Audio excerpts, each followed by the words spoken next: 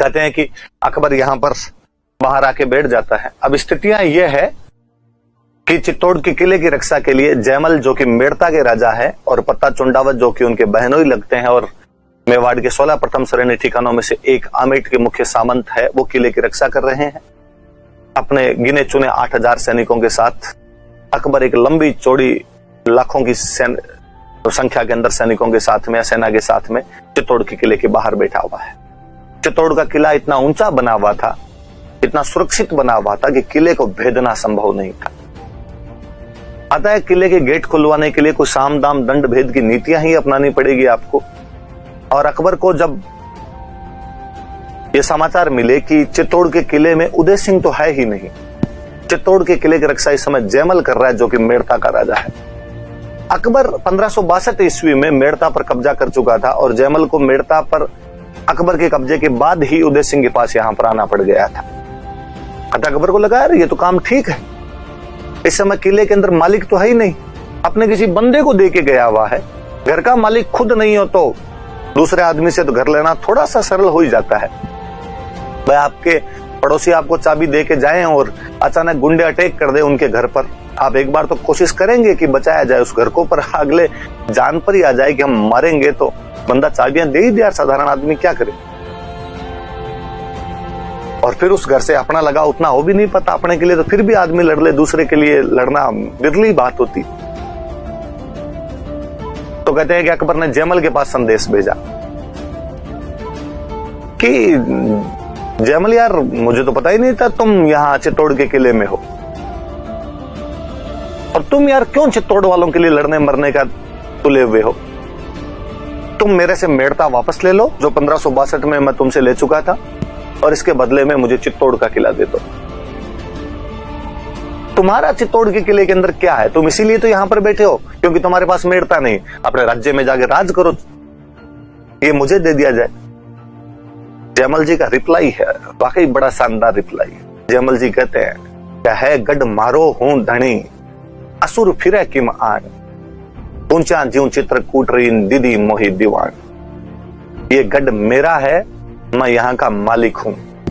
दीवान जी मतलब मेवाड़ के राजा जो कि एकलिंग जी के दीवान है, वो इसकी चाबियां मुझे देकर गए हैं, इसलिए जब तक मैं जिंदा हूं किले में दुश्मन नहीं घुस सकता। अकबर को लगा यार जयमल टेढ़ा आदमी बन रहा है। अकबर ने एक बार फिर प्रलोभन दिया और अकबर ने कहा कि तुम एक काम करो,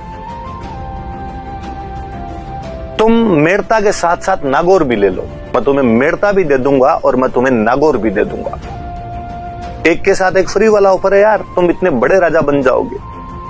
और चित्तौड़ मुझे दे दो यार, तुम्हारा थोड़ी है ये किला, तुम्हें संभाल के गए, कह देना नहीं संभाल पाए, इतनी तो बात है, पर मैं रक्षा करूंगा उसके बाद तुम्हारी।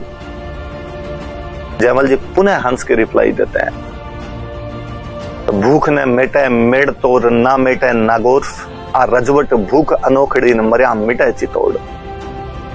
कि तुम्हारे मेड़ते और नागौर से भूख नहीं मिटने वाली है, ये वीरता की भूख है, मरने पे मिटेगी। जब अकबर के तमाम तीर चुक चुके थे, उसे लगा कि अब किसी भी प्रकार से मैं किले पर कब्जा नहीं कर सकता। उसने कहते हैं निरंतर नीचे से आक्रमण करने शुरू किए। अकबर की तोपें चित्तौड़ के किले की दीवारें दिन में तोड़ दिया करती थी। जयमल जैसे बुद्धिमान सेनापति रात को उन दीवारों की दरारों को पुनः भरवा दिया करते थे। ऐसे ही कहते हैं कि एक दिन जयमल जी जब चित्तौड़ किले की दीवार पर खड़े होकर उसका पुनर्निर्माण करवा रहे थे या दरारों को भरवा रहे थे, तब अकबर नीचे से अपने संग्राम नाम की बंदूक से एक निशाना साधता है और जयमल जी उसके अंदर घायल हो जाते हैं, उनके पैर में गोली लग जाती है। लंबा गहरा चला, लगभग 8 महीने अकबर यहां पर बाहर बैठा रहा। किले का अन्न और जल समाप्त हो गया। ऐसी स्थिति के अंदर और साके के अतिरिक्त किया भी क्या जा सकता था। 1568 ईस्वी के अंदर चित्तौड़ का तीसरा साका संपन्न होता है, जिसके जौहर को लीड पत्ता की पत्नी या जयमल की बहन फूल कंवर करती है और जिसका केसरिया जयमल और पत्ता के द्वारा किया गया था। कहते हैं कि पत्ता जब यहां पर यह कहा गया कि भाई हम चित्तौड़ के किले में अब साका करेंगे, महिलाएं जब जौहर की तैयारी कर रही थी तो उस जौहर की अग्नि में पत्ता की माता, पत्ता की पत्नी, उसके छोटे छोटे बच्चे थे, वो अपने उन बच्चों को लेकर आग के अंदर बैठी थी। पत्ता उनके जौहर की तैयारियां करवाता है। किसी कवि का कितना अच्छा दुआ है कि नाना गीगा गीगलीन जामण कामण गेह भड़ बड़ा निज हाथ स्यून कर्तव्य ऊंचो ने।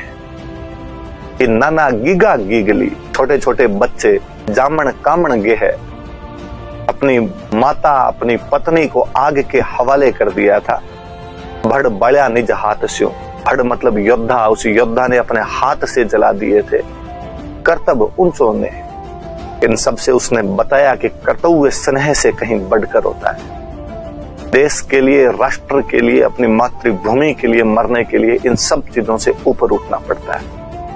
सोच के देखा जाए कि कोई व्यक्ति अपनी पत्नी को, अपनी माता को, अपने बच्चों को इस प्रकार अग्नि के हवाले इसलिए कर देता है कि उसे अब युद्ध लड़ने के लिए जाना है, ये देश के लिए लड़ने का अंतिम अवसर है, वापस जिंदा नहीं आ पाएंगे।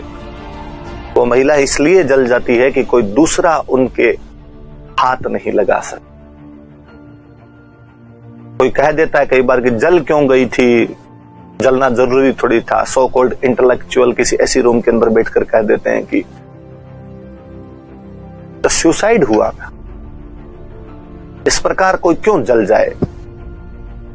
तो राजस्थानी भाषा में एक कवि फिर कहीं कहता है कि केहरी केस भुजंग मण सरना ही सोड़ा सती पयोधर कर्पण धन पड़सी हाथ मुआ।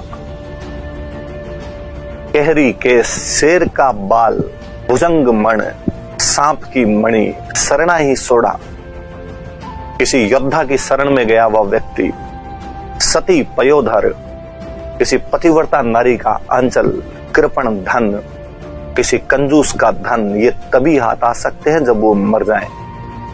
कोई महिला अपने जिंदा रहते हुए किसी परपुरुष का हाथ तो अपने पर कैसे लगने देती।